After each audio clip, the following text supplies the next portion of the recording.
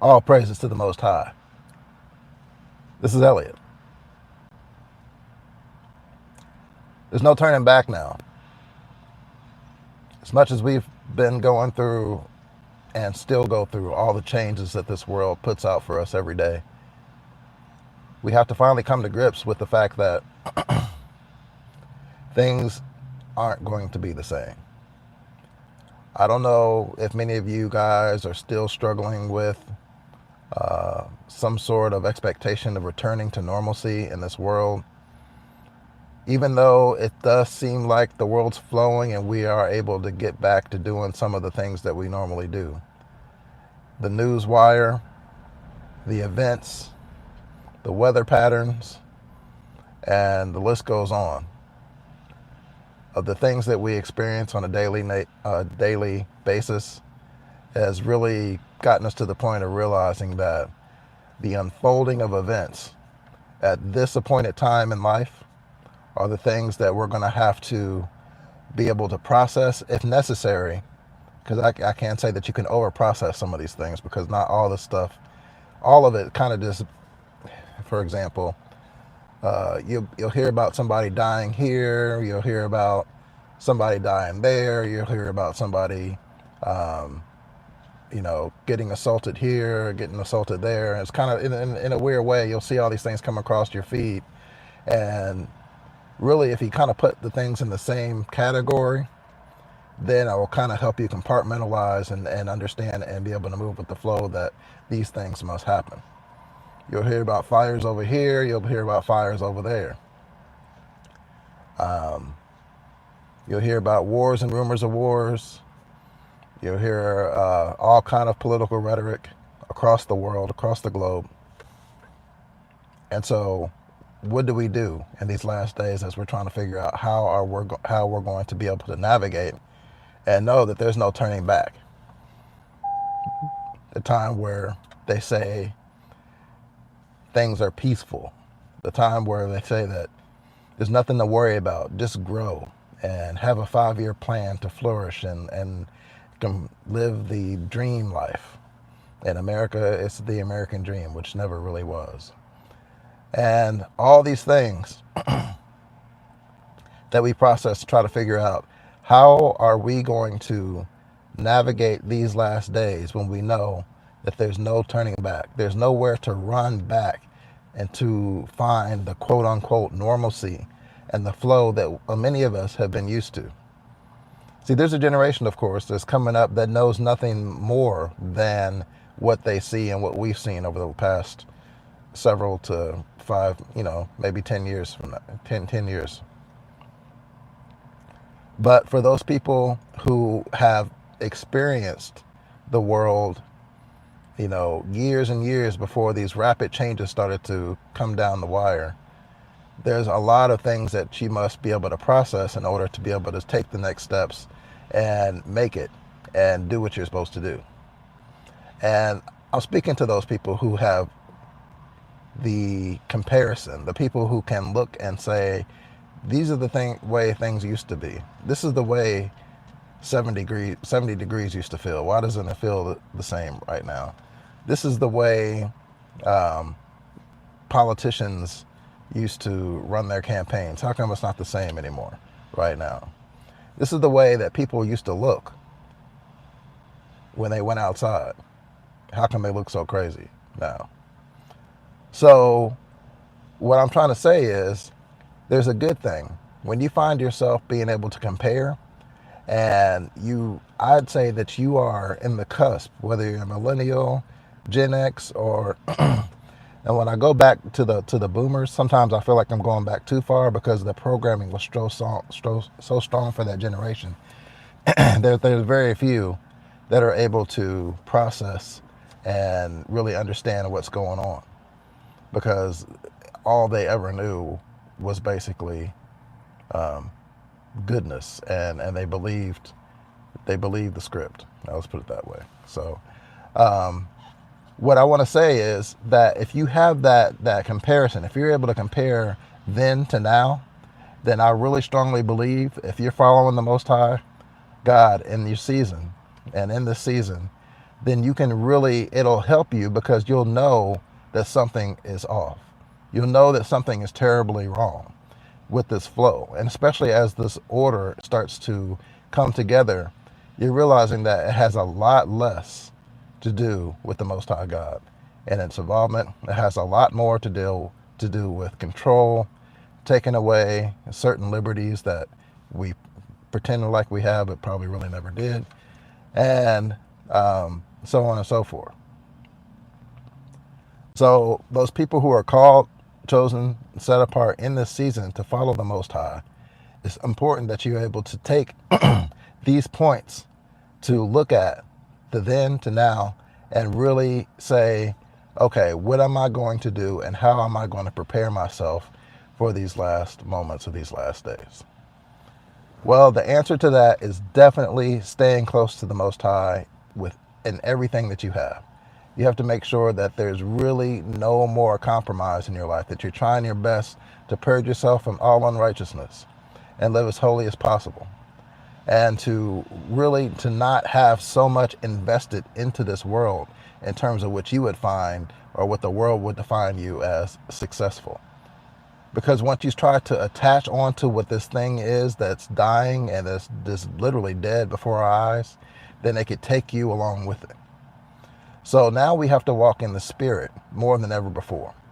We have to learn to separate our desires and the way that this world has groomed us to be, and literally walk with the Most High, and knowing that no matter what situation I might end up in, even if it doesn't go along with my quote unquote 5-year plan or my goal for the future in terms of what I want to be when I grow up, none of that stuff's really going to matter much anymore. And the reason for this is because those people that he's calling out, the people that watch videos like this, the people that are really trying their best to be called, chosen, or to be set apart, and if you are chosen and called during this time, then you're going to realize that you're going to have to move differently. Just as rapid and progressive as the moves were being seen made, we have to make those same rapid and progressive moves in our spiritual walk. And what I'm finding out through my own personal walk and just my own testimony is that it doesn't look anything like you may desire it to. As a matter of fact, but you will find peace. You will find peace when you know that you can really jump out of the hamster wheel. Even though if you might have to return to it here and there, because the Most High may call you to do something. You may need to, of course, get money and do certain things. I'm not saying you have to detach yourself completely, but once you spiritually break, then the Most High will kind of get you into the point where he's moving you from one dimension into the next. And that the provision that comes outside of this world, it'll be completely trusting him and allowing him to do and move you and put you in places where you need to be, in order for him to learn, pour out unto you, and for you to also be a minister to those people around you. Look, there are not that many people out there right now that are even willing to let go. But to be a minister to those people around you that are hungry and thirsty and strive to really make it in these last days. That's where you could be. So I say that there's no turning back. Trying to get in where you used to fit in is just not the same anymore. I realize that, all right, this is going to be hard to explain, but I realized that there was a period of time when there was just such a shakeup here recently, where I felt like I could move around the matrix and to move around the people that were tugging me and pulling me into the world in a way that was almost effortless, because the distractions were so high. But now things have seemed to calm down just a tad bit. Then there's a lot of pressure from a lot of people in this world who may be trying to pull those people who are called, chosen, and set apart back into this world, whether it be the spirits operating in them or not, trying to get you attached to this thing that is dead and dying. But the Most High called his people out, and he's calling his people out right now. He's saying, come out of her. And that's one step at a time.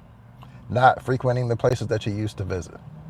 Not, taking your time to strive to get worldly possessions that in a way that really is pulling you outside of your purpose and plan that the Most High has for you. And each one of these things are individual and case by case. It's a big world. Everybody has so many different things that they're called to do, gifts, talents, and this, that, and the other. So it's hard to put everybody in a box in order to get this message out. But through the Ruach, the Holy Spirit, you should be able to know, and He should lead you, and through prayer, to know what's right and what feels right, what you're able to do, what you're not able to do, in order to get things accomplished or during these last days. See, with me, it's kind of simple because I started to literally take my time and slow my roll. And a lot of the goals and desires that I had, I realized that they were no longer things that I even wanted to do anymore. Because I started to see that the more I went after those things, the more attached that I needed to be to this world or this matrix. But yet I still have to balance it out because you still have to survive in it. And I still have to operate in it. And I still have to minister in it. And I still have to receive in it. And I still have to give in it. It's a tough concept. But I'm telling you, it's doable.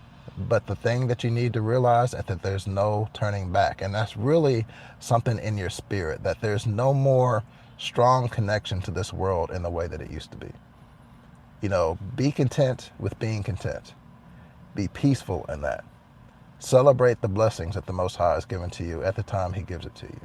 Stay focused in what's ahead of you and what's for your life, and don't compare your life with anyone else's. And in the meantime, be able to stay focused enough and in this word enough to be able to fight off all the opposition that comes at you when you try to walk in this way. Because I'm not saying that it's easy.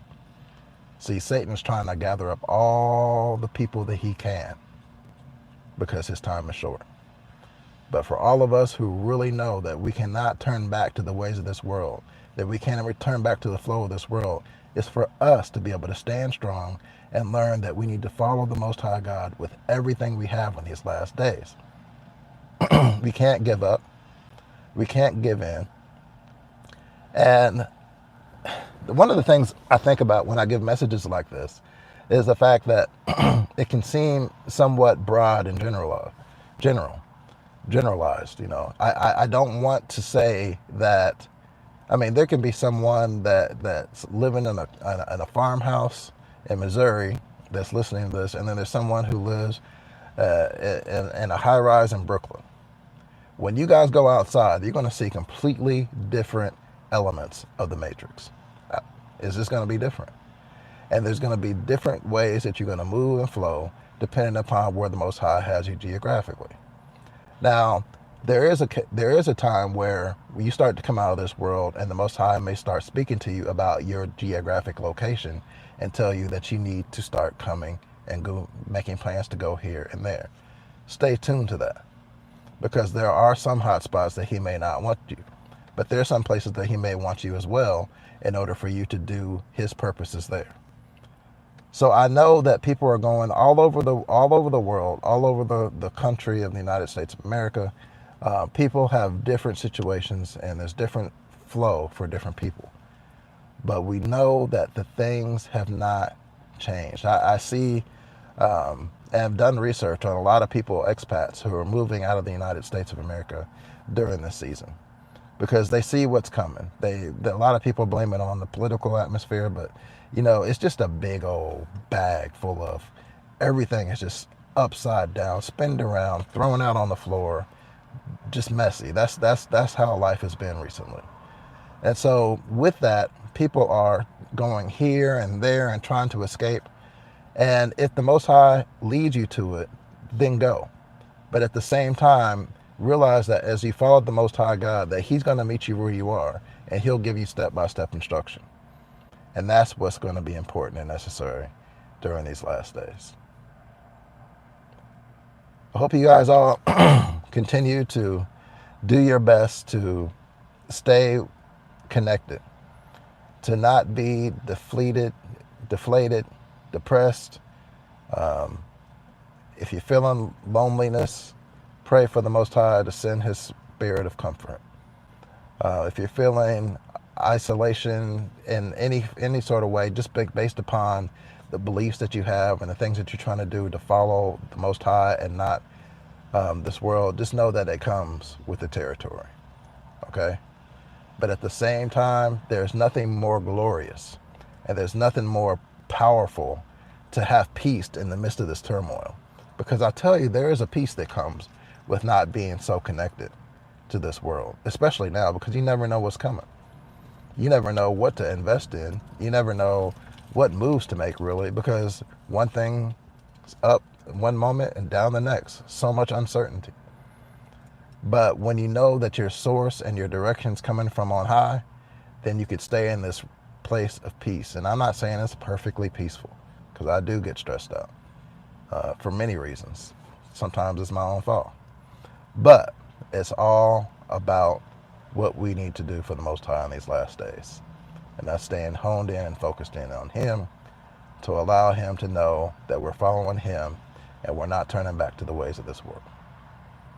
All right? So until the next time we speak, this is Elliot.